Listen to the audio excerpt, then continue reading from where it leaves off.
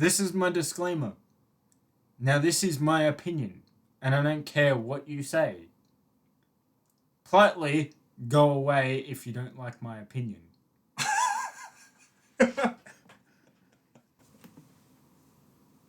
It's 1985. You're in high school, living in a small suburban town in California.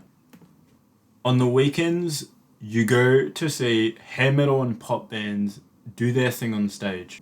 Suddenly, out of nowhere at the high school talent show, this band of teenagers perform a set list of artists ranging from Motley Crue, Run DMC, Village People, and Campervan Beethoven. Whilst performing this set list, happening in the background are heaps of outside theatrics, such as skateboarding, a conga line, dumb sketches, and all-around chaos. The performance was unexpected for onlookers that were in attendance. It was exhilarating to watch them build the foundation of what they would become. This is the story of how an underground band changed the entire music scene forever. This underground band is Mr. Bungle.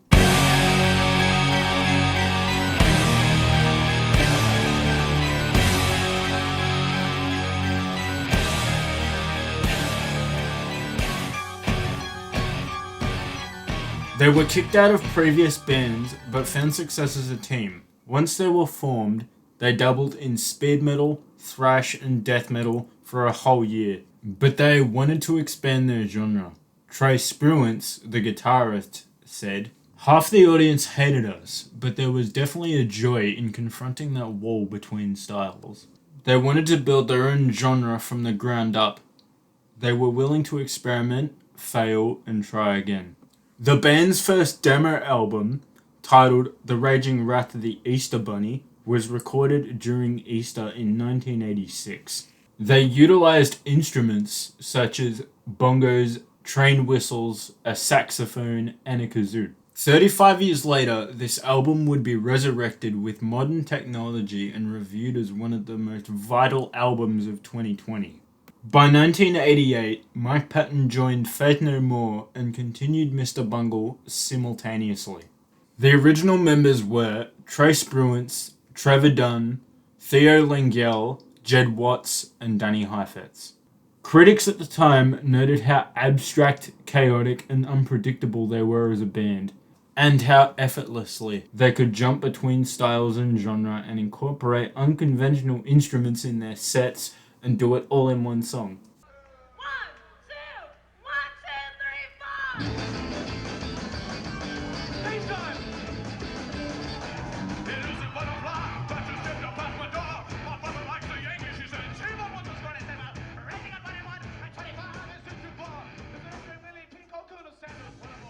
The band struggled to be recognized by record labels, and their demo was constantly knocked back. The demo, however, was discovered by Faith No More's lead guitarist, Jim Martin, who had listened to it while they were looking for a new singer. Patton's vocal quality and stage presence were what led him to be picked up by the band in 1988. 2 years later, Mr. Bungle was recognized by Warner Brothers Records in 1990. A year later, they would release their self-titled debut album in August of 1991, produced by famous jazz and experimental composer John Zorn. Patton said of Zorn's work, "He made every other band and every idea that we had sound lazy. Together they would create a band that would push the boundaries of music entirely." Their lyrics are over the top, rowdy, risque, disorientating, trippy, provocative, and counterculture. The statement that they were making was that it was their music, so deal with it. They weren't worried about offending anyone. They were considered an underground band at the time, so people didn't take any notice of their antics. They were free to push the boundaries with what they said and experiment with their music and try anything on stage no one else would dare. They started performing in small clubs around their hometown of San Francisco, performing their demos, which is what led them to having a cult following. Once their audience was established, they wanted to expand their horizons with where they could go. They built a reputation and notoriety for their behavior on stage. The examples included climbing balconies, diving off of them, breaking their instruments, and wearing outfits to conceal their identity. They would wear different masks, including Richard Nixon, Lisa Simpson, and clown masks that match the theme of being in a back alley carnival. Spruance recalled, "When I was hanging with Patton, we would run across these redneck carnivals popping up overnight, in the middle of nowhere. We called them satanic carnivals." Lo and behold, there's a big field over there full of pretty red flowers. It's full of flowers, they smell so good. Now this thing I pull my tired of my body here or in this little field of puppies! Well, fucking strange dream, bitch. No sign, it's fucking. Some red flowers, they smell so good though.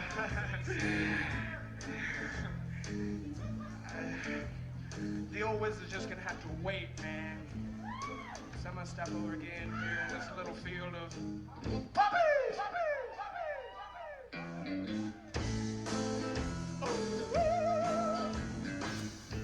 Patton's points on the industry were that he hates the corporate side because the studio would rather they be making money with generic pop music than giving the band free range to do what they wanted. For example, a traditional pop song normally has around 4 chords in the entire song, which would play on the radio for up to 2 to 3 minutes. Whereas the song Retro Vertigo has 20 separate chords, 3 different time signatures, and goes on for about 5 minutes. They didn't like being put into one box and being labelled as one genre. They aimed to expand their limits of expertise over their instrumentation and songwriting. They focused on songs that were creepy, grotesque, and unpredictable. For example, if someone listened to the song Dead Goon for the first time, they would be very weirded out by it. Music critic Josh Katzowitz said, "I enjoy so many other aspects of the record that I almost never listen to Dead Goon on purpose. But I should because Patton's voice is pure and that bass line is so funky." For those that don't know, this is a song about asphyxiation. Yes, I understand that this isn't everybody's cup of tea. They don't get it or understand it. It really sounds like you're on a bunch of drugs. You also will need to be in the right headspace for all the things that go on during these albums. This band means a lot to me and a lot of other people due to the musicianship and complete craziness that goes on during their album cycle. The reason why I listen to this band is also the reason why people go skydiving and jump off planes, why wrestlers jump off ladders onto tables. It's the thrill of doing something that you shouldn't be doing.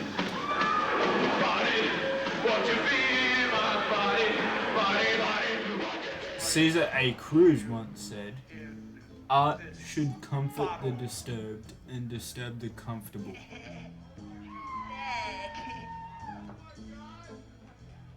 I said, "Wizard?" He said, "No, son, truly. In fact, I'd rather have this bottle in front of me than a frontal lobotomy!" Thank you everyone for listening. I hope you enjoyed the video and stay mad! It's like you powers, she said, "People, what's your sign?" I'm playing an answer neon. I thought I'd mine. You're reading Moby Dick by some fruitcake vermin. She's shouting at an